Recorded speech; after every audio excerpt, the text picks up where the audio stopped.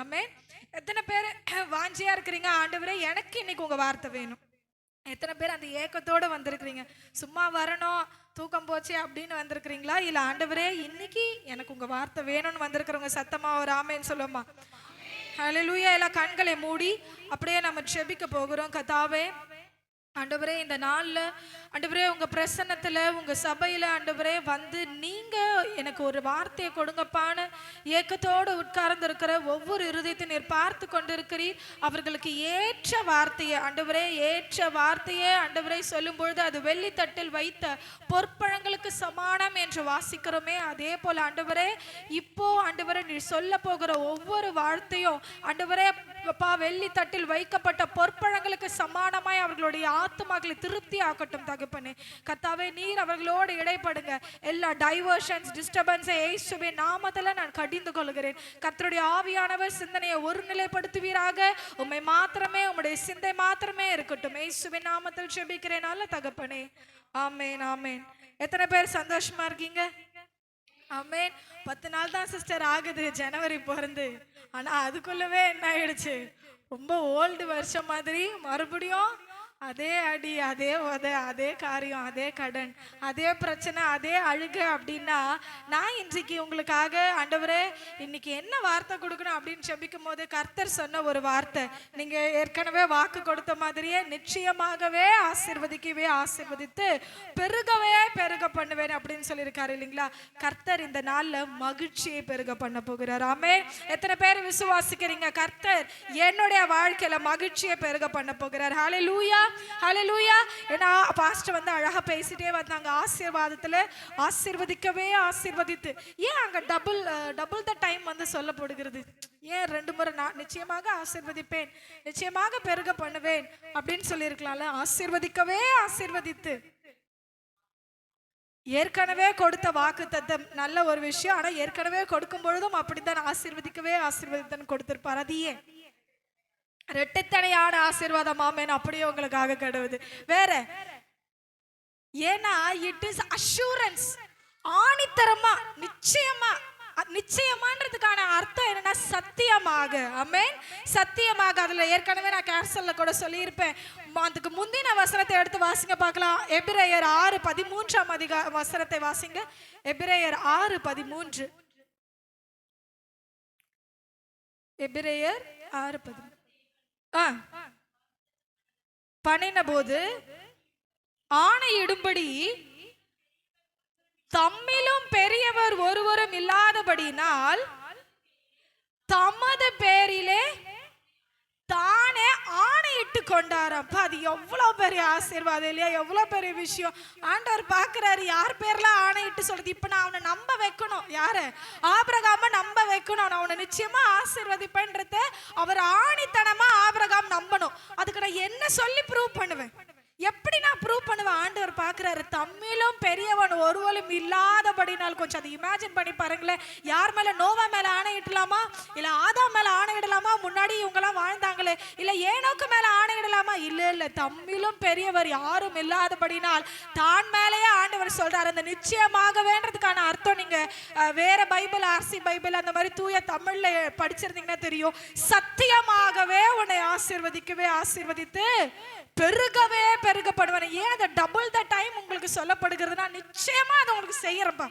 செஞ்சிடுறேன் அப்படின்னு சொல்றாங்க. எத்தனை பேர் விசுவாசம்? நல்லா கரங்களை தட்டி நிச்சயமாகவே சத்தியமாகவே இந்த வருஷத்தில் கர்த்தர் உங்களை ஆசீர்வதிக்கவே ஆசீர்வதித்து பெருகவே பெருக பண்ண போகிறார். ஆமென். எதை பெருக பண்ண போகிறார் அப்படின்னு கேட்கும் பொழுதுதான் கர்த்தர் உங்களுக்கு மறுபடியும் சொல்லுகிறேன். நீங்க யார் யாரு எந்தெந்த இருதய கவலையிலையோ இல்ல கண்ணீரிலையோ அந்த பாரமான இருதயத்துல வந்திருக்கிறீங்கன்னு தெரியாது. ஆனா ஆண்டவர் உங்களுக்கு பேசுகிறார். அவர் உங்கள் இருதயத்துல மகிழ்ச்சியை பெருக பண்ண போகிறார். ஆமென். எத்தனை பேர் விசுவாசிக்கிற உங்களுக்கு இருதயத்துல மகிழ்ச்சியை பெருக பண்ண போகிறார்? அந்த இருதயத்துல மகிழ்ச்சி வந்துட்டாலேங்க நான் சொல்றேன் பாருங்க, சுத்தி என்ன நடந்தாலும் ஆட்டோமேட்டிக்கா. இப்போ குழந்தைங்களை கூட எடுத்துக்கோங்களேன். நம்ம வீட்டுல அவ்வளோ பிரச்சனை நடக்கும், அடிதடியே நடந்தாலும் குழந்தைங்களுக்கு அதுக்கு என்ன தெரியாது? ஒண்ணுமே தெரியாது. எப்பவும் போல என்ன பண்ணிட்டு இருக்கோங்க? சிரிச்சிட்டு இருப்பாங்க, எப்பவும் போல விளையாடிக்கிட்டு இருப்பாங்க. ஏன்? அவர்களுடைய இருதயத்துல கர்த்தர் கொடுத்த ஒரு பெரிய ஆசீர்வாதம் எப்பொழுதும் மகிழ்ச்சியா இருக்கிறது. ஆமென். அப்படிதான் உங்களை சுற்றிலும் என்ன காரியங்கள் நடந்தாலும் கர்த்தர் இன்றைக்கு உங்களுக்கு சொல்லுகிறார், உங்கள் இருதயத்துல மகிழ்ச்சியை கொடுக்க போகிறார். ஆமென். மகிழ்ச்சியை பெருக பண்ண போகிறார். நீங்க நினைக்கலாம், ஆண்டவரே எனக்கு இந்த பொருளாதாரத்தை பெருக பண்ணித்தாங்க. நிச்சயமா இதை செய்வார். பொருட்களை பெருக பண்ணித்தாங்க, எனக்கு இந்த ஆசீர்வாதத்தை பெருக பண்ணித்தாங்க. இது எல்லாத்தோட அல்டிமேட் கோல் என்னன்னு கொஞ்சம் யோசிச்சு பாருங்களேன். இப்ப பொருளாதார ஆசீர்வாதம் வருது, பொருட்கள் ஆசீர்வாதம் வருது, உங்களுடைய ஜாப்ல ப்ரமோஷன் கிடைக்குது, நல்ல சம்பள இன்க்ரிமெண்ட் கிடைக்குது. இது எல்லாத்தோட அல்டிமேட் கோலே என்னது? அல்டிமேட்டா நமக்கு என்னதான் நடக்கும்? என்னதான் நடக்கும்?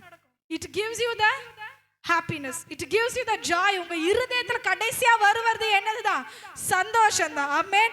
அந்த சந்தோஷத்தை, அந்த மகிழ்ச்சியை கர்த்தர் இன்றைக்கு சொல்லுகிறார், உங்கள் இருதயத்துல பெருக செய்ய போகிறார். ஆமென். எடுத்து வாசிப்போம். ஏசாயா 9ஆம் அதிகாரம் 3ஆம் வசனத்தை வாசிங்கள். ஏசாயா 9:3.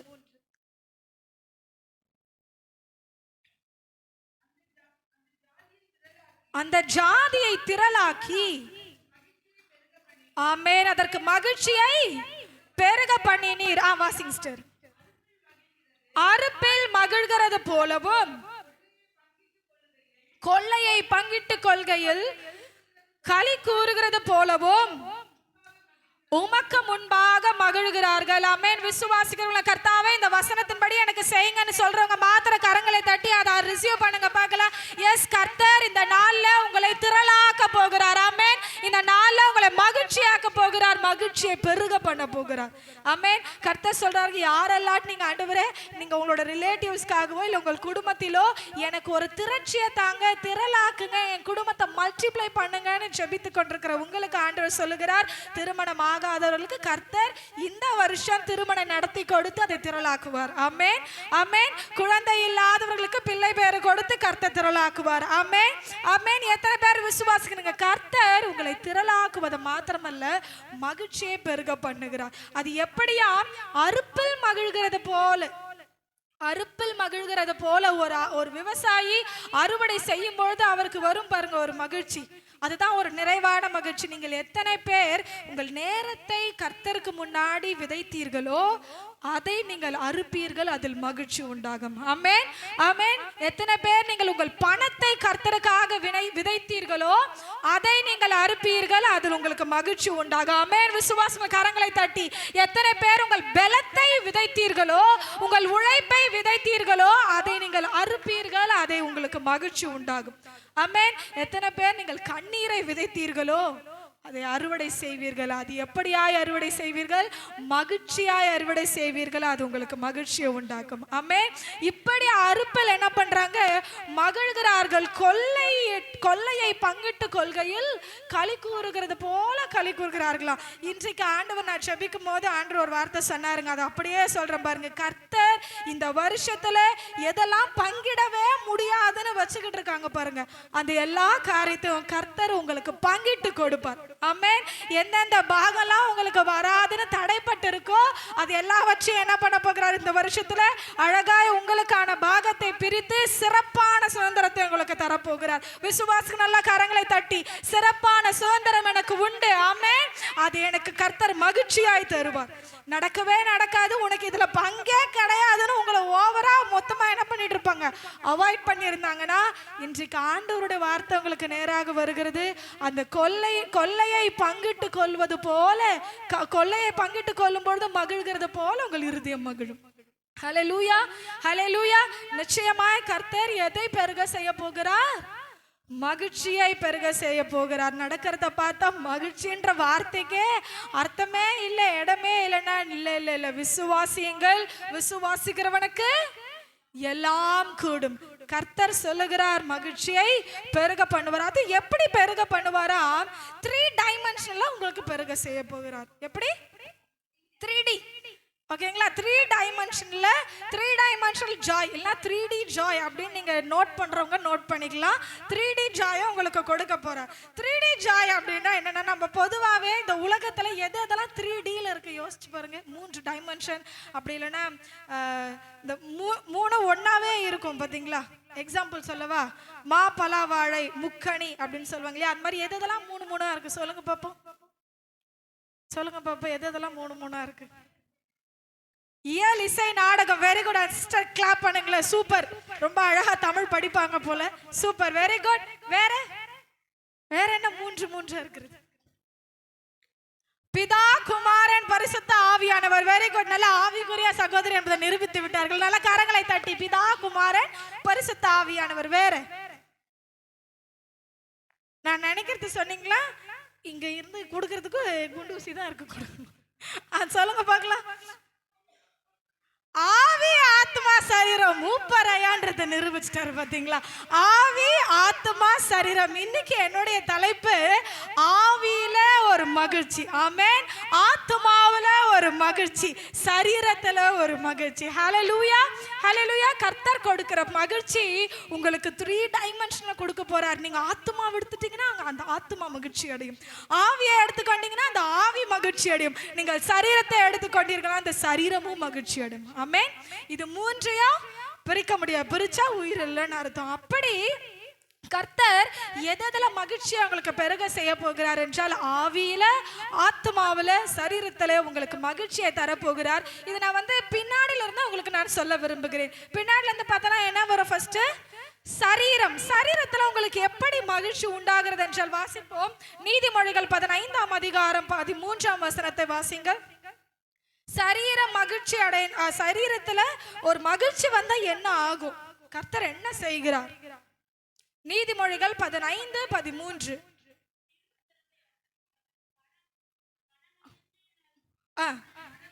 மன மகிழ்ச்சி முகமலர்ச்சியை தரும். போதும் சிஸ்டர், கவனிங்க.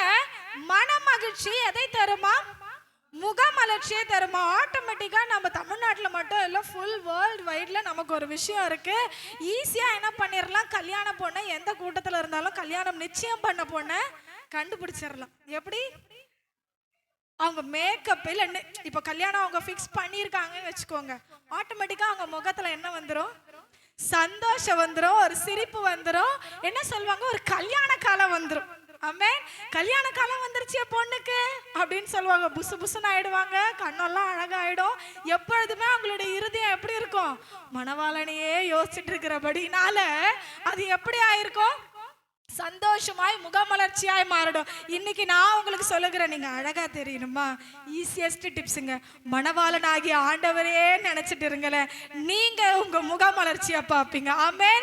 மணவாளனே நினைச்சுக்கிட்டு இருந்தீங்கன்னா, மணவாளன் கிட்டயே பேசிக்கிட்டு இருந்தீங்கன்னா என்ன ஆயிடும்? ஆட்டோமேட்டிக்கா உங்கள் இருதய மகிழ்ச்சி ஆகும். உங்கள் இருதய மகிழ்ச்சி ஆகும் பொழுது அது உங்களுக்கு முகத்துல ரிஃப்ளெக்ட் ஆகும். ஆமென். என் முகம் அழகா இருக்கணும், ஃபேர் லவ்லி போடலாமா? அப்புறம் வேற என்ன? ஒலே போடலாமா? லாக்மி போடலாமா? மேபிலின்லாம் இருக்குதா இல்லையான்னு தெரியல. ஃபேஸ்க்கு ஏதாவது இது போடலாமா, அது போடலாமா அப்படின்றத விட ஈஸியஸ்ட் டிப்ஸ். நமக்கெல்லாம் முகம் கழுவவே கஷ்டமா இருக்கும். எங்கள் மாமியார் அடிக்கடி சொல்லுவாங்கம்மா, முகத்தை கழுவாம்மா, முகத்தை கழுவாம்மான்னு. ஏன்னா எனக்கு ஆயில் ஃபேஸ், அது என்ன பண்றது? என்ன பண்ணாலும் மாற்ற முடியும். அப்போ எதுக்கு சொல்றேன்னா, உங்க முகம் மலர்ச்சியா இருக்கணும்னா மணவாளனையே நினைத்து கொண்டிருங்கள். உங்கள் இருதய மகிழ்ச்சி அடையும். ஆட்டோமேட்டிக்கா it reflects in your face. Amen. அது மாத்திரமல்ல, அதே நீதிமொழிகள் 17ஆம் அதிகாரம் 22ஆம் வசனத்தை வாசிங்க பாப்போம். நீதிமொழிகள் 17:22. மனமகிழ்ச்சி நல்ல ஔஷதம். Thank you sister. இப்போ தமிழுக்கு வருவோம். ஔஷதம் என்றால் என்ன? மருந்து. தேங்க்யூ. கிளாப் பண்ணுங்க பார்க்கலாம் சிஸ்டருக்கு. ஔஷதம் என்றால் இட் இஸ் a medicine. அப்போ மன மகிழ்ச்சி நல்ல ஔஷதம்னா, அழகா உலகத்துல ஒரு வழக்கு இருக்கும். என்ன சொல்லுவாங்க? வாய் விட்டு சிரித்தால் நோய் விட்டு போகும்.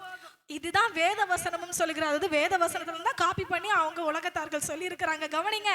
இப்போ உங்களுக்கு சரீரத்துல ஒரு பலவீனம், எனக்கு மூட்டு வலி இருக்கு, இடுப்பு வலி இருக்கு, தலைவலி இருக்கு அப்படின்னா ஆட்டோமேட்டிக்கா ஒரு சந்தோஷமான விஷயம் உங்களை சரௌண்டிங்ல நடக்கும் பொழுது அந்த வலிகள் தெரியாது. எத்தனை பேர் விசுவாசிக்கிறீங்க? நம்ம எவ்வளோ டயர்டா இருந்தாலுமே கூட நமக்கு பிடித்த ஒரு காரியத்தையோ இல்ல பிடித்த ஒரு விஷயங்களோ நமக்கு நம்மை சுற்றின நடக்குது, நம்ம அதன் மூலமா சந்தோஷமாகிறோம் அப்படின்னா நிச்சயம் அந்த நேரத்துல என்ன ஆகாது? நமக்கு வலிகள் தெரியாது. வீட்டுக்கு போனாதான் ஐயோ எப்பா இடுப்பு வலிக்குதே. அப்பா என்ன பண்ணுவாரு? உற்சாகமா எல்லா டெக்கரேஷன் காரியம் பயங்கரமா செஞ்சிருவாரு. ஏன்னா அது அவருக்கு மன மகிழ்ச்சி. ஆனா வீட்டுக்கு போனாதான் என்ன ஆகும்? அம்மா இடுப்பு வலிக்குதே அப்படின்னு வர. ஆனா எங்க அப்பா ரொம்ப ஸ்ட்ராங், காலையே சீக்கிரமா எழுந்து அவருடைய வேலையை பார்த்து கொள்வார். கவனிங்க. சோ அது போல உங்களோட உங்களுடைய மன மகிழ்ச்சி தான் உங்களுடைய சரீரத்தின் எல்லா பலவீனத்திற்கும் அது ஒரு நல்ல ஔஷதமா இருக்கும். இன்னிலேருந்து நீங்க யோசிச்சு பாருங்க, ஒருவேளை எதுவுமே இல்லைங்க, எனக்கு சரீரத்துல எந்த பலவீனமோ இல்லை, ஆனா ஒரு துக்கத்துல நீங்களே ஒரு துக்கத்தை, ஒரு டெஸ்டிங்க்கு சொல்றேன், நீங்களே ஒரு துக்கத்தை யோசிச்சு யோசிச்சு யோசிச்சு அப்படியே உட்கார்ந்து பாருங்க, கொஞ்ச நேரத்துல என்ன ஆகும், தலைவலிக்கிற மாதிரி இருக்கும், கொஞ்ச நேரத்துல என்ன ஆகும், இடுப்பு வலிக்கிற மாதிரி இருக்கும். அப்படியே கொஞ்சம் சாஞ்சு படுத்து நல்லா இருக்க அப்படியே படுத்துட்டு இருந்தீங்கன்னா ஆட்டோமேட்டிக்கா உங்களுக்கே ஃபீவர் வர மாதிரி இருக்கும். அப்படியே டெம்பரேச்சர் ஏறும், உண்மையாவே வந்துடும். இது பொய் அல்லங்க, இது சைக்காலஜிக்கலி நடக்கிற ஒரு விஷயம். ஆமென். சைக்காலஜிக்கலி இல்லை, நீங்க டெஸ்ட் பண்ணணும் அப்படின்னா இந்த வாரத்துல டெஸ்ட் பண்ணுங்க, அப்புறம் ஜோம் பண்ணுங்க சிஸ்டர், ஜோம் பண்ணுங்க பாஸ்டர்னு ஃபோன் பண்ணக்கூடாது, சரிங்களா? கவனிங்க, என்ன இது அப்படின்னா, நீங்கள் மனமகிழ்ச்சியா இருக்கும் பொழுது ஆட்டோமேட்டிக்கா உங்கள் சரீரம் பலனுள்ளதாய் ஃபீல் பண்ணும். ஆமென். கர்த்தர் இந்த நாள் உங்களுக்கு சொல்லுகிறார், உங்கள் சரீரத்தில் மகிழ்ச்சி எப்படின்னு தெரியுமா? நீங்க பார்க்கலாம், உங்கள் மன மகிழ்ச்சி அந்த சரீரத்தை பலப்படுத்தும். உங்கள் மன மகிழ்ச்சி அந்த சரீரத்திற்கு நல்ல மருந்தா இருக்கும். உங்கள் மன மகிழ்ச்சி அந்த முகத்துல உங்களுக்கு அது பிரதிபலனாய் தெரியும். ஆமென். எடுத்து வாசிப்போம். சங்கீதம் 92:15 வாசிங்க பார்ப்போம். சங்கீதம் 92 கடைசி வசனம்.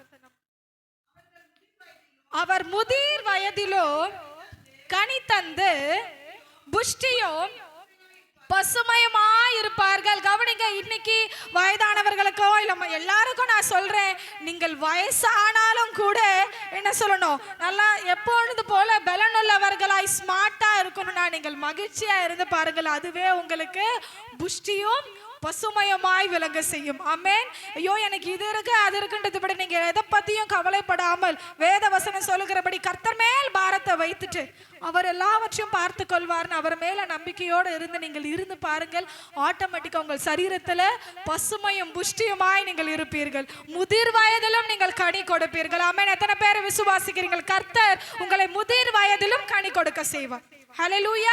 அப்போ சரீரத்துல நீங்கள் மகிழ்ச்சியை எப்படிலாம் பார்க்கலாம், நீங்கள் மகிழ்ச்சி இருந்தனா ஆட்டோமேட்டிக்கா it reflects on your flush, it reflects on your body, உங்களுடைய சரீரத்துல தான் அது பிரதிபலிக்கும். இப்படி கர்த்தர் உங்களுக்கு மகிழ்ச்சியை பெருக செய்வார். ஆமென். அடுத்து என்ன, சரீரத்துல இருந்து அப்படியே ரிவர்ஸ்ல போனா என்ன வரும்? ஆத்துமா. ஒரு கேள்வி, ஆத்துமாக்கும் ஆவிக்கும் என்ன வித்தியாசம்? ஆஹா, இதை நான் யோசிக்கவே இல்லையே. ஆத்மாவுக்கும் ஆவி, ஆத்மான்னு சொல்றோம் இல்லைங்களா, ஆத்மாவுக்கும் ஆவிக்கும் என்ன டிஃபரன்ஸ்? ஆவினா என்ன, ஆத்மானா என்ன? சிஸ்டர் ரொம்ப நாளா எனக்கு இந்த கேள்வி இருந்தது சிஸ்டர், நல்ல வேளை நீங்க கேட்டுட்டீங்க அப்படின்ட்டு சில பேர் என்ன பாக்குறீங்க. ஆவியோடும் ஆத்மாவோடும் முழு உள்ளத்தோடும் முழு ஆவியோடும் முழு ஆத்மாவோடும் கர்த்தரை துதியுங்கள் அப்படின்னு வசனம் சொல்லுகிறது. என் ஆத்மாவே கர்த்தரை ஸ்தோத்திரி அப்படின்னு சொல்றோம். யார்கிட்ட பேசுறீங்க? ஆத்மானா என்ன, ஆவினா என்ன? பரிசுத்த ஆவி. அப்ப ஆத்மா என்றால் நம்ம பிதா, மனசு. சரி, ஓகே, ரொம்ப கரெக்டா சில பேர் சொல்லியிருக்கிறீங்க. நான் உங்களுக்கு ஈஸியா டிஃபரன்ஷியேட் பண்ணி காட்டுறேன், உங்களுக்கு என்னைக்குமே மறக்காது. கவனிங்க, ஆத்மாவுக்கும் ஆவிக்கும் இருக்கிற சிம்பிளஸ்ட் டிஃபரன்ஸுங்க. சிஸ்டர் சொன்ன மாதிரி, ஏற்கனவே அவங்களும் சொன்ன மாதிரி, ஆத்மா என்றால் நாம், அதாவது நம் உயிர், நம் சிந்தனை. It relates to your worldly things. அதாவது உங்களுடைய எமோஷன்ஸா இருக்கட்டும், உங்களுடைய கோபமா இருக்கட்டும், உங்களுடைய டேஸ்டிங்கா இருக்கட்டும், உங்களுடைய சிரிப்பா இருக்கட்டும், சந்தோஷமா இருக்கட்டும், உங்களுடைய கேரக்டர், பிஹேவியர்ஸ், பயங்கள் எல்லாம் அடங்கி இருக்கிறது தான் என்னது? ஆத்மா. ஆமென். இது வந்து உங்களுடைய உலக காரியங்களோட ஒத்து போகிற விஷயம். சிம்பிளா சொன்னா உங்களுடைய உயிர். ஆமென். உங்களுடைய உயிர். ஆவி என்பது அது வந்து அது ஒரு தெய்வீகமான ஒன்று. அது கர்த்தரோடைய ரிலேஷன்ஷிப்ல இருக்கிறது, அது தேவனுடைய ரிலேஷன்ஷிப்ல இருக்கிறது. அதாவது அதனாலதான் என்ன சொல்லுவாங்க, ஆவியில நிரம்புங்க, ஆவியின் கண்களை திறந்து கர்த்தரை பாருங்க, ஆவியில நீங்கள் அனல் உள்ளவர்களாய் இருங்க சொல்லுவதற்கான காரணம் என்ன? அது கர்த்தருக்குள்ள இருக்கிற ஒன்று. ஆமென். உங்களுக்கு டிஃபரன்ஸ் புரியுதா? அப்ப ஆவி என்றால் என்ன? ஆண்டவரோடு பேசுகிற ஒன்று, இல்ல ஆண்டவரோடு அந்த தெய்வீகமான ஒரு ரிலேஷன்ஷிப்புக்குள்ள இருக்கிற ஒன்று. It is a divine thing. அதுதான் என்னது? ஆவி. ஆத்மான்றது என்னது? உங்களுக்கு திடீர்னு கோபம் இல்ல நல்லா சாப்பிடுறீங்க, டேஸ்டா இருக்குன்றீங்க, இல்ல ரொம்ப சந்தோஷமா இருக்கிறீங்க, அது எல்லாமே எங்க நடக்கிறது? ஆத்மாவில் நடக்கிறது. ஆமென். அப்ப உயிர் போச்சு அப்படின்னா என்ன ஆகுறது? ஆத்மா போகிறது, ஆவி என்ன ஆயிடுது? ஆண்டவரோட போய் சேர்ந்து கொள்கிறது. ஆமென். இப்போ இன்னில இருந்து ஆத்மாவுக்கு ஆவிக்கும் டிஃபரன்ஸ் தெரியும் இல்லையா? ஆமென். எத்தனை பேருக்கு விளங்குதா? அப்ப ஆவியோடும் உண்மையோடும் கர்த்தரை தொழுது கொள்ளணும்னா ஆவியோட ஆண்டவரோட இணைஞ்சிரணும். அந்த ஆவி கர்த்தர் கொடுத்தது. அந்த அந்த ஆவி கர்த்தர் கொடுத்தபடினால அவரோடவே என்ன பண்ணிடணும்? அந்த ரிலேஷன்ஷிப்புக்குள்ளேயே இருந்து நம்ம அவரை துதிக்கும் பொழுது அவர் அதில் பிரியப்படுகிறவரா இருக்கிறார். இப்பொழுது ஆத்மாவில் எப்படி மகிழ்ச்சி உண்டாகிறது என்பதை பார்ப்போம். ஜெனசிஸ் ஆதியாகமம் 27ஆம் அதிகாரம் 31ஆம் வசனத்தை வாசிப்போம். ஆதியாகமம் 27:31.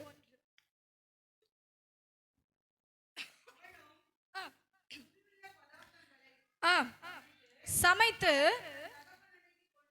கொண்டு வந்து தகப்பனை நோக்கி, உம்முடைய ஆத்துமா என்னை ஆசீர்வதிக்கும்படி நான் ஆமென். Thank you sister. கவனிங்க, இப்போ ஆத்மா என்னை ஆசீர்வதிக்கும்படிக்கு அப்பொழுது என்ன நடக்குதுன்னா, ஏற்கனவே நான் சொன்ன எல்லா எமோஷன்ஸ், நீங்க அழறதா இருக்கட்டும், சிரிக்கிறதா இருக்கட்டும், கோபப்படுகிறதா இருக்கட்டும், உங்களோட டேஸ்டிங் பட்டா இருக்கட்டும், எல்லா feelings and emotions it comes under your soul. சரியா? அது சோல், உங்களுடைய ஆத்மாவில் தான் அது இணைந்திருக்கிறது. அப்ப யாக்கோபுக்கு என்ன பண்றாரு? ஈசாக்குக்கு யாக்கோபு என்ன பண்றாரு? ஒரு நல்ல ருசியுள்ள பதார்த்தத்தை சமைத்து கொண்டு வருகிறார். அவர் என்ன சொல்றாரு? உங்கள் ஆத்மாவினால் என்ன பண்ணுங்க? ஆசீர்வதிக்கும்படி, ஆத்மாவினால் என்னை ஆசீர்வதிக்கும்படி இந்த ருசியுள்ள பதார்த்தத்தை சாப்பிடுங்க அப்படின்னு சொல்றாரு. அப்ப கவனிங்க, கர்த்தர் இன்னைக்கு ஒரு அருமையான வார்த்தை உங்களுக்கு சொல்லுகிறார். உங்கள் ஆத்மாவை அவர் திருப்தி ஆக்க போகிறார். ஆமென். உங்கள் ஆத்மா திருப்தி ஆகும் பொழுது ஆட்டோமேட்டிக்கா அந்த ஆத்மா என்ன ஆகும்? ஒரு மகிழ்ச்சிக்குள்ளாகும். ஆகையினால் தான் ஏசாயா 58ஆம் அதிகாரம் 11ஆம் வசனத்துல சொல்லப்படுகிறது, அவர் உன் ஆத்மாவை திருப்தி ஆக்கி. எடுத்து வாசிங்க பார்க்கலாம். 58:11. கர்த்தர் நித்தமும் உன்னை நடத்தி மகா வறட்சியான காலங்களிலும் உன் ஆத்மாவை திருப்தியாக்கி. Thank you sister. இப்ப கவனிங்க, உங்கள் ஆத்மாவை, உங்களுடைய ஜீவனை கர்த்தர் திருப்தி உள்ளதாய் மாற்ற போகிறார் இந்த வருஷத்துல. ஆமென். எத்தனை பேர் விசுவாசிக்கிறீங்க? ஒரு திருப்தி உங்கள் ஆத்மாவில் உண்டாக போகிறது. ஒரு திருப்தியை நீங்கள் காணும் பொழுது ஆட்டோமேட்டிக்கா என்னாகும்? உங்கள் மகிழ்ச்சி பெருகும். ஆமென். எப்படி ஈசாக்கோடைய மகிழ்ச்சி பெருகி ஆட்டோமேட்டிக்கா அவனுடைய திருப்தி அடைந்ததுக்கு அப்புறம் தான் அப்பாடா அப்படின்றதுக்கு அப்புறம் தான் அந்த ஆத்மாவனால மனசார அப்படின்னு சொல்லுவாங்க இல்லையா? அந்த மனசாரன்றது என்னது? முழு ஜீவனோடு. நல்லா கவனிங்க, சின்ன பிள்ளைங்களுக்கெல்லாம் நான் சொல்றேன், உங்கள் பெற்றோர்களை பகைத்து கொள்ளாதீர்கள். அவர்கள் வாயிலிருந்து வருகிற ஒவ்வொரு வார்த்தையும் ஜீவன் உள்ளது. அந்த காலத்துல ஆபிரகாமோ ஈசாக்கோ யாக்கோபோ இல்ல, அந்த காலத்துல யாருமே என்னது ஆபிரகாம் எழுதி வச்சாருன்னு இருக்கா? ஈசாக்குக்கு இந்த நிலங்களை நான் எழுதி தருகிறேன் அப்படின்னு இருக்கா பைபிள்ல? இல்ல யாக்கோபுக்கும் ஏசாவுக்கும் நான் எழுதி தருகிறேன் அப்படின்னு ஈசாக்கு சொல்றாரா? இல்ல. It all comes by the words. It all comes from the word. ஆண்டவரே என்ன சொல்றாரு? வார்த்தையில தான் பூமியை உண்டாக்கினார். மனுஷனை மாத்திரம் தான் கிரியை செய்து ஒரு கிரியையினால உருவாக்கினார். ஆனா மற்ற எல்லா காரியங்களும் வார்த்தையில தான். இது வெளிச்சம் உண்டாக கடவுது, நீர் உண்டாக கடவுது, நிலம் உண்டாக கடவுது, மரம் செடி கொடி உண்டாக கடவுது அப்படின்னு வார்த்தை சொன்னாரு. அந்த வார்த்தை தான் என்ன ஆனது? ஜீவனாய் மாறினது. ஆதியிலே வார்த்தை இருந்தது, அந்த வார்த்தை ஜீவனா இருந்தது. அப்ப நல்லா கவனிச்சுக்கோங்க, பெரியவர்களும் கவனிங்க. உங்க பிள்ளைகளை மனசுல கூட என்ன பண்ணிடாதீங்க? சபித்து விடாதீர்கள். உங்கள் பிள்ளைகளை எப்பொழுதும் என்ன பண்ணணும்? மனசார ஆசீர்வதிங்க. அதுதான் உங்கள் ஆத்மாவிலிருந்து வருகிற வார்த்தை. அது ஜீவனுள்ள வார்த்தையா இருக்கிறது. அதனால be careful in your words. உங்கள் கணவரையோ உங்கள் மனைவியோ கூட என்ன பண்ணிடாதீங்க? சபித்திராதீங்க. ஐயோ அவெல்லாம் நல்லா இருப்பானா, போறாம்பர் பைக்ல எப்படியே போனா நல்லா இருக்கும்னு நினைச்சிடாதீங்க. ஒவ்வொரு வார்த்தையும் ஜீவனுள்ள வார்த்தையா இருக்கு. அதனால பிள்ளைகளுக்கு நான் சொல்லுகிறேன், உங்கள் பிள்ளைகளே உங்கள் பிதாக்களை கோபம் மூட்டாதிருங்கள். பிதாக்களே உங்கள் பிள்ளைகளையும் கோபம் மூட்டாதிருங்கள் தான் வேதவசனம் சொல்லுகிறார். அதனால பெற்றோர்களை கோபம் மூட்டும்படிக்கு பிள்ளைகள் ஒரு நாளும் நடந்து கொள்ளக்கூடாது. ஏன் இஷ்டம், நான் வளர்ந்துட்டேன், எனக்கு தெரியாதா உனக்கு என்ன தெரியும் இதுல இருந்தெல்லாம் அப்படின்னு தயவு செய்து சொல்லாதீங்க. even they did not spell the words in their mouth, it has the power even it is in the soul. அது ஆத்மாவிலே குமுறினாலும் உள்ளேயே அது உங்களை பத்தி ஒரு ஒரு ஒரு குமுறலான வார்த்தை, ஒரு கஷ்டப்படுகிற ஒரு வார்த்தை அவர்கள் இருதயத்தில் வந்தாலும் இட் ஹாஸ் த பவர். அந்த வார்த்தைக்கு ஜீவன் உள்ளது. அதனால என்ன பண்ணணும், வாலிப பிள்ளைகளோ இல்ல இல்ல நான் வளர்ந்துட்டேன், எனக்கு குடும்பம் இருக்கு, ஆனாலும் எனக்கு தாய் தகப்பன்மார்கள் இருக்கிறார்கள்னா உங்கள் பெற்றோர்களை கனம் பண்ணுங்கள். அவர்களுடைய வார்த்தை ஜீவன் உள்ளதா இருக்கிறதா. அதனால அப்படிதான் என்ன ஆச்சு, எக்ஸாம்பிள் ஆண்டவர் நமக்கு முன்னாடியே வச்சுட்டு போயிருக்காரு. அப்படிதான் என்ன ஆச்சு, ஈசாக்கு யாக்கோபு என்ன பண்றாரு, வாயினால் தான் ஆசீர்வதிக்கிறாரு. ஏதாவது ப்ரூஃப் எழுதி கொடுத்தாரு இல்ல ஏதாவது கை நாட்டு கொடுத்தாருன்னு இருக்கா, இல்ல. ஆனா அந்த ஆசீர்வாதத்துக்கு ஏசா என்ன பண்றாரு, வந்து கதறுகிறாரு. அது தகப்பனே எனக்கு ஒண்ணு கூட வைக்கலையா. நான் கேட்கிறேம்மா, வாயில சொல்றது தான் நம்ம சொல்லிட்டு போயிடலாம்ல. யாக்கோபுக்கு கொடுத்துட்டேன், உனக்கு நீயும் நல்லா இருப்ப அப்படின்னு சொல்லிட்டு அவருக்கு என்ன 10 ஆசீர்வாதம் கொடுத்தாரு, இவருக்கும் 10 கொடுத்துட்டு போயிருக்கலாம்ல. ஆனா ஏன் அவர் கதறினாரு, அது ஜீவனுள்ள வார்த்தையா இருக்கிறபடினால் இவன் இளையவன் மூத்தவனை ஆண்டு கொள்வான் என்று ஆண்டவரே சொல்லினது நிமித்தம் அது ஜீவனுள்ளதாய் மாறினது. அதை தாண்டி ஈசாக்கினால அவனை ஆசீர்வதிக்க முடியாது. ஆமென். அதனால பெற்றோர்களே, பெரியவர்களே, உங்கள் பிள்ளைகளுடைய வாழ்க்கையில உங்கள் பிள்ளைகளுக்கு நீங்கள் சொல்லி தருகிற சொல்லி விடுகிற எல்லா காரிய வார்த்தைகளுக்கும் கவனமா இருங்கள். சரி வாசிப்போம்.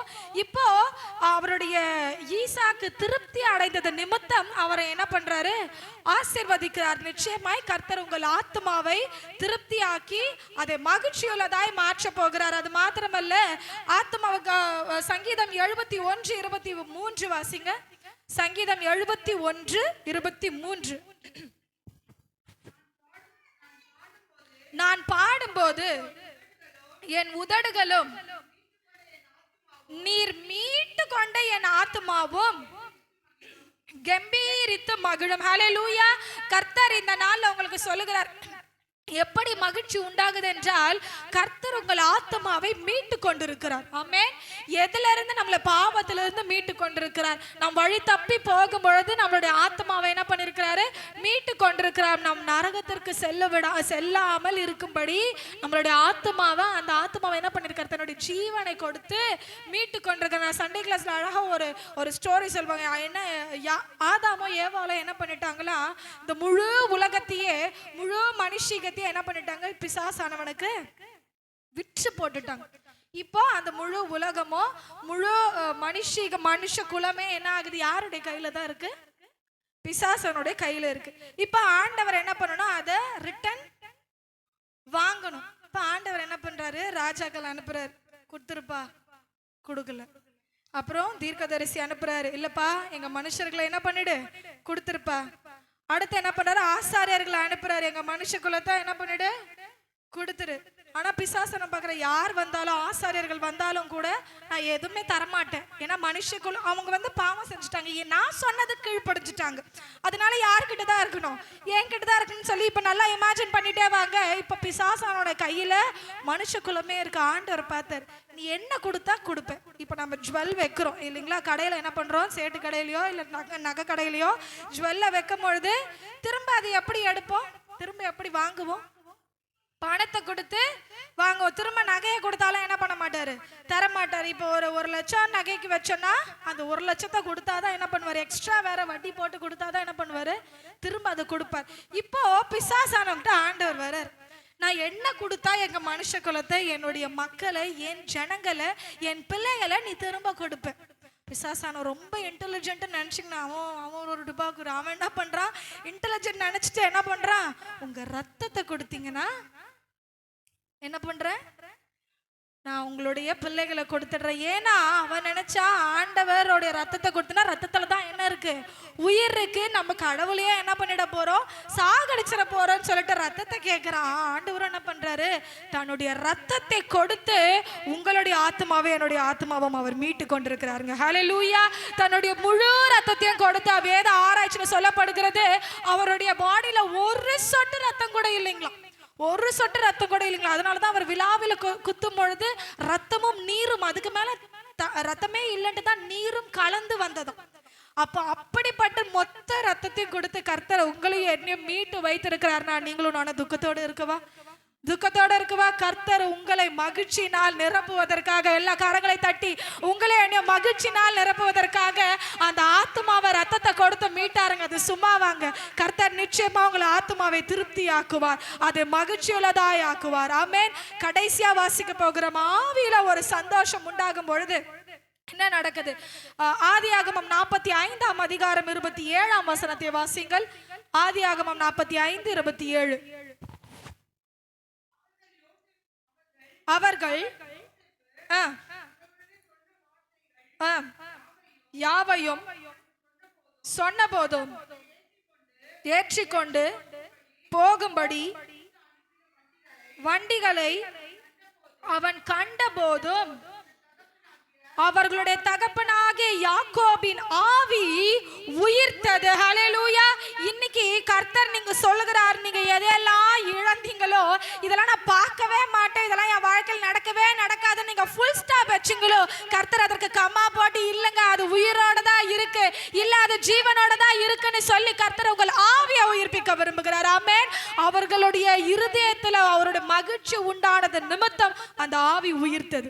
ஆமென். உங்களுடைய ஆவி எப்படி தெரியுமா உயிர்ப்பிக்கும்? நீங்கள் இழந்த ஜெப வாழ்க்கையோ, இல்ல நீங்கள் இழந்த தேவனோடு இருந்த அந்த உறவை இழந்துச்சேன்னு ஃபீல் பண்றீங்க பாத்தீங்களா, அந்த உறவையோ, இல்ல நான் நீங்க எதெல்லாம் இழந்தீங்களோ, உங்கள் பொருளா இருக்கட்டும், உங்கள் உறவா இருக்கட்டும், இல்ல உங்களுடைய எந்த காரியமா இருந்தாலும் நீங்கள் இழந்ததை முற்றுப்புள்ளி வைக்காமல் அதுக்கு என்ன பண்றார் ஆண்டவர்? அது தொடக்கத்தை கொடுத்து கர்த்தர் உங்களுடைய ஆவியை உயிர்ப்பிக்க வல்லவரா இருக்கிறார். ஆமென். அதுக்கு மகிழ்ச்சியை கொடுத்து கர்த்தர் உங்களுடைய ஆவியை உயிர்ப்பிக்க வல்லவரா இருக்கிறார்.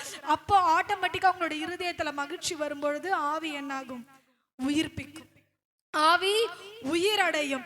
அப்படிப்பட்ட மகிழ்ச்சியை, அது சொல்ல முடியாத மகிழ்ச்சி. யாக்கோபு என்ன நினைச்சிருப்பாரு? அவ்வளவுதான், என் பிள்ளைங்க இருந்த 12 பேர்ல ஒரு பிள்ளை செத்து போச்சு, முடிஞ்சிருச்சு, இதோட நான் பார்க்கவே மாட்டேன்.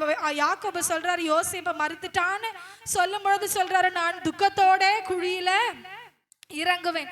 அப்படி சொன்னவருக்கு இப்ப கடைசியா யோசிப்பு உயிரோடு தான் இருக்கிறாருன்றது போது அந்த வண்டிலாம் வரும்போது தான் அவர் நம்புகிறார்.